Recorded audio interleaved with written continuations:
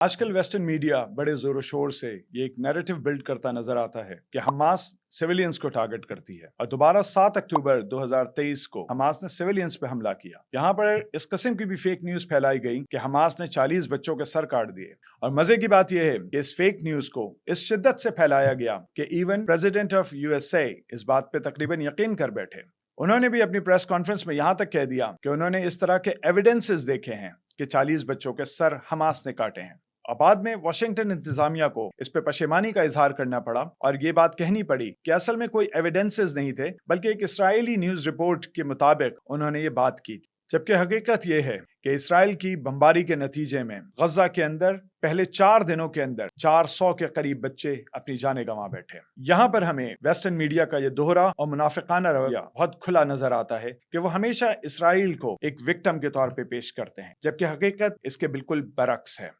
حقیقت یہ ہے کہ فلسطینی 1920 کی دہائی سے ایک وکٹم کے طور پہ اسرائیل کے ہاتھوں اور مغربی طاقتوں کے ہاتھوں پس رہے ہیں۔ مغربی طاقتیں مسلسل اسرائیل کو اسلحہ پرووائیڈ کر رہی ہیں۔ چرچل کے زمانے سے جب زائنسٹ موومنٹ نے اور ہیگنا جیسی دہشت گرد تنظیموں نے اپنا پاس اسلحہ جمع کرنا شروع کیا تو برٹش رجیم نے اس معلومات کے حصول کے بعد بھی ان کے خلاف کوئی ایکشن نہیں لیا، بلکہ اس کے برعکس فلسطینیوں کا قتل عام کرنے کو بہتر سمجھا، اور اس کے بعد یہ continuation of atrocities from Israel backed by the Western regimes continued for so long that until now in 2023 when we are doing this video, this continuation of atrocities is still ongoing. جب ہم waste کی hypocrisy کی بات کرتے ہیں تو اس کا یہ مطلب نہیں کہ ہم ویسٹ میں رہنے والے تمام تر افراد کو اسرائیل کا حامی سمجھتے ہیں، کیونکہ حقیقت اس کے برعکس ہے۔ ہمیں نظر آتا ہے کہ وہاں پر بہت بڑے بڑے سیاستدان، وہاں کے میڈیا پرسن، وہاں کی سیلیبریٹیز اصل میں اسرائیل کے مظالم کے خلاف نہ صرف بولتے ہیں بلکہ باقاعدہ طور پر پروٹیسٹ میں حصہ بھی لیتے ہیں۔